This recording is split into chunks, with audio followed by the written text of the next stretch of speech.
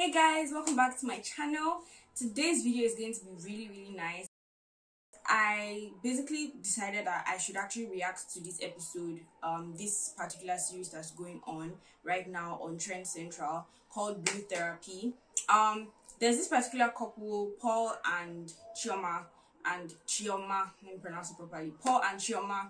So both of them are both business oriented, they are entrepreneurs. So I decided to just react to this so that it's more realistic to you guys in video. I'm only going to react to episode 1 and 2 because that's the part that they mostly talk about, like what they do, their business, and how work affects their relationship. So that's what I'm going to be reacting to in this video. We've got different views of life. So to me, Paul is very image. He puts too much emphasis on how people perceive us as a couple, how he's perceived as an individual and how I'm perceived as an individual. Currently in our relationship, we're doing a lot of patching instead of really fixing the issue. Paul, for example, has a lot of friends. He has affluent friends. He feels like he has to fit in, which he might fit in as friendship, but when it comes to finances, he doesn't necessarily fit in. So if we're looking at percentage-wise and when they go out and what they spend, they can afford it. We can't. But Paul will do it anyway. And then he'll spend the next week or two chasing the bag he's blown, which now leaves me in a deficit of love. So there's neglect going on in our household. First of all, I think I get her point. Her point is basically that he has money and he has what he can afford, but he spends more than that and then he loses it. And after that, he spends the next 2 weeks trying to recover that money. And then because of all the amount of double effort he has to put in to recover that money, he's not giving it attention. Got here, we haven't been here for 5 minutes. Chioma's talking about finance to the bloody Denise, someone that we don't even know. Now, first of all, there is no man that's out there with multiple accounts, crypto accounts, high interest accounts, that's gonna sit down and show his girl his balance. So she doesn't even know the financial situation first. There are lots of men that actually think like this, and I don't necessarily blame them. But I feel like if you're in a relationship with someone, you both should know your financial situations. It helps. Why wouldn't you want to share? It helps. It helps to at least the other person will know, oh, okay, this is what we are capable of at this time. Okay, this is what I should expect, this is what I shouldn't expect. So that you won't be demanding things or thinking that he's hiding something. It can cause one of you basically thinking that the other person is hiding something or not wanting to spend money or all those kind of funny things basically. So being transparent and being open about your finances, I feel just helps to solve a lot of problems with trust issues, suspect, and at least person knows that you cannot afford something, so they don't really demand some kind of stuff. That's just my opinion regarding the image and the going out and chasing the bag, as Chioma just said. You know what's interesting? I actually think she's right, but let me break it down for you. I'm happy and I'm humble enough to be the brokest man in a room full of millionaires. Do you know why? Okay. Do you know who would have the most to benefit in that type of situation? You would. So that's practically how I've been able to exponentially grow my income, basically. He's taken the whole fake it till you make it to another extent, because at the end of the day, I'm not naive to know that you are treated how you're perceived. However, be yourself. With the whole spending above your means, should I say, yes, we can afford it. I'm not saying we can't, because he's the first person to speak about finances and we need to save and we need to do this and we need to do that. But as much as, I purchase nice things, Paul does a lot of the spending. And in the past, we've had situations where he's invested and there's been no returns. So I don't feel like I need to suffer at the expense of his investing and putting himself in positions to get deals when not all the time it works out. And we're together. Do you know what I mean? We're in a relationship. We're not business partners. So I'm suffering for nothing. Okay. Do you feel that it's an equal situation? She just said she's suffering for nothing. Okay. So am I nothing? That's not what I said. It's your comprehension. This is why we're here, because anytime I bring up at home, he dismisses it. Really? Okay, you're not comprehending what I'm saying. Okay. I've literally just explained it. Yeah. Okay, look. Out of everything I said, you got that bit Like, Paul's, he takes what he wants to take, he hears what he wants to hear, and he sees what he wants to see. Okay, so summary of everything basically. What I'm just going to say, if you are out there and you're in this kind of situation where your man is always work. Okay, yeah, the painful part about this is the fact that, you know, it's not every single time that the sacrifices that you make would yield results. So when you're making sacrifices, you should make wise sacrifices. Sacrifices that would not affect somebody else. Because like if you are the one making the sacrifice and you lose, it should affect only you, not somebody else. Even like in a friendship relationship, it doesn't have to be in a intimate relationship. Like if you are investing in something, it should affect only you. Do you understand? Because you are the one investing. It's not both of them investing together. No, they are not. It's not both their business. It's his business. So like, even if I get that, yes, he wants to like this is just my opinion basically. I get that he wants to like make the money, is going to the extent to like try and attract rich people and all of that.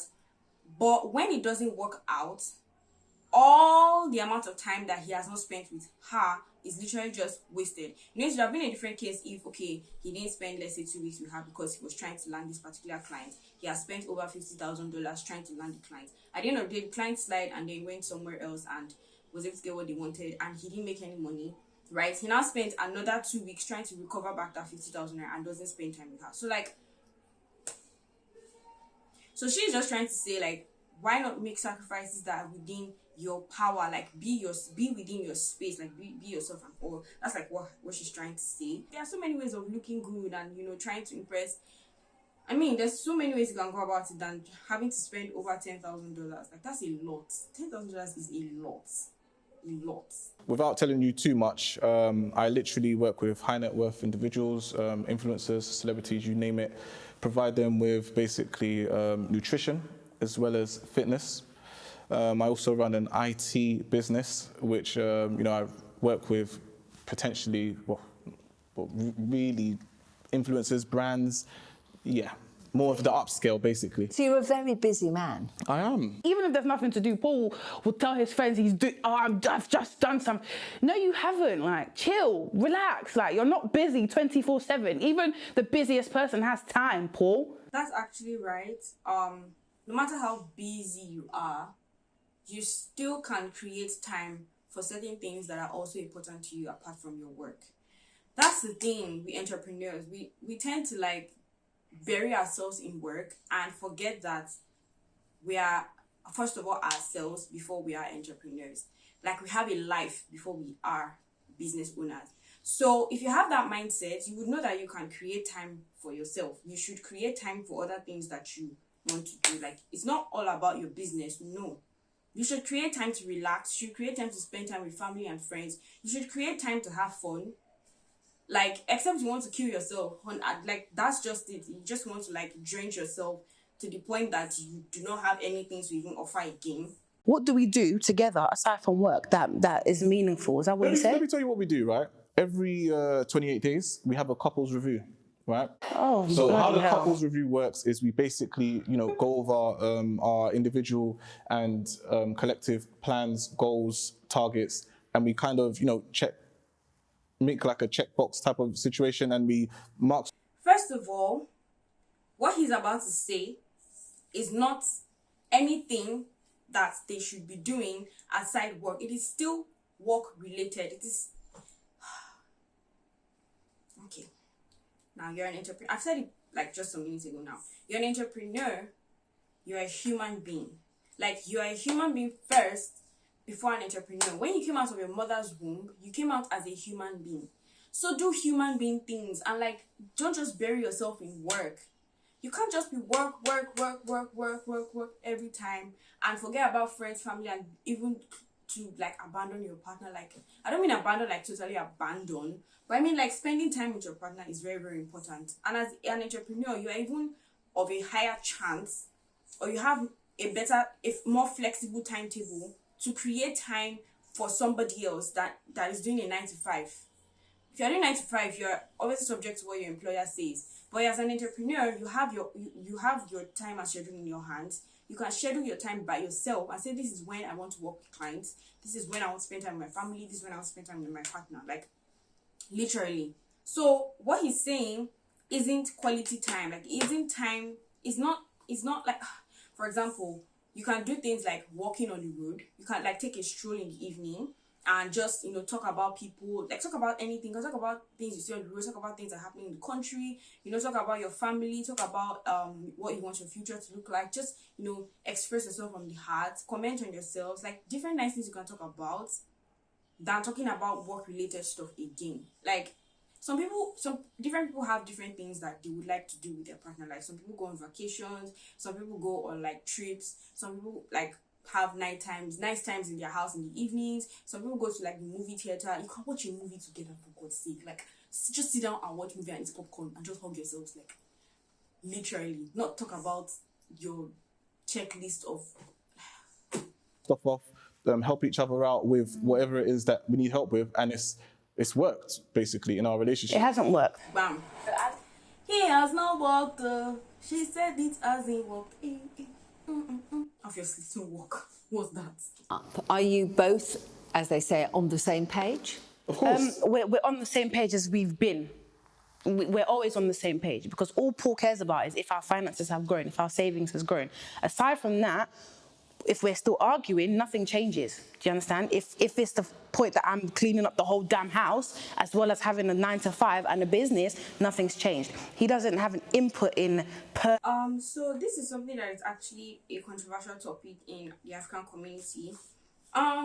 So there are some women don't want to be housewives, and some want to be housewives. They don't want to work. They just want their man to be giving them money and they'll be enjoying their lives, all that stuff. And there's some women that actually want to work. Like, they actually want to do stuff for themselves. They don't want to be sitting around the house and just be looking and taking care of children all day and like all that stuff. Like, some women actually have passion for things. They have visions and dreams that they want to achieve. So Chioma here is that kind of a person. And she has obviously made it clear to him in the beginning, according to her. So I'm kind of confused as to why he's trying to enforce that on her. Like, it's not like she's obviously not going to clean the house and all that stuff. Yes, she would, but like, don't make it like, oh, that's all she has to do, and that means she has to do it 100%. I feel like in a relationship, when you are both entrepreneurs, you should also share the home responsibilities and share responsibilities that comes with cleaning the house, taking care of the house, taking care of children and all that. I feel like if both of you are busy and both of you are in business, then you should both share the household responsibilities. 50-50, share it, chicken out. That's it. That's just my opinion, honestly. But some people in the Nigerian community do not like that and all of that. I'm not saying like, a woman is supposed to clean and all, yes, but it'd be nice if your husband or boyfriend should help you as well. Thinking the fact that, okay, you are in business as well, you have your own job as well, and not just tell you, oh, drop the job and be doing the work. Like, you can't tell someone to quit their dreams. It's not right, actually. Let's not get confused. I work, okay? Paul does not finance me completely. Does that make sense? Yes, he earns significantly more than I do, but he doesn't finance me, all right? So if you're talking about me becoming a housewife, clearly, because you're talking about finances and me bringing something to the table, what's wrong with being a housewife? Was that the plan we had when we first met? It's a genuine question. Does that make sense? If I wanted to be a housewife, I would have become a housewife. That's what you keep pushing for me to do. That's not what I want to do, babe. Okay? Denise. He used to clean his own house and change his sheets and cook for himself. We just moved in together 6 months ago, and all of a sudden that has now become my duty and mine alone. Bearing in mind, both of us are busy. Now, with myself, I'm an earner. Like, what does he even mean by that? I don't want to be a housewife. There's nothing wrong with it, but I don't want to be a housewife. I have a choice. Exactly. Like, she's not saying that there's anything wrong with it. She's just saying like she has a choice. She doesn't want to be a housewife, rather. I mean, is that not? And like, she even said it before they started like really going out and all. So because she just moved in 6 months ago, now she automatically has to become a housewife. That's going to be the end of episode 1. We're going to go into episode 2, and for episode 2, we're going to be dealing with more of Jamal and Deborah.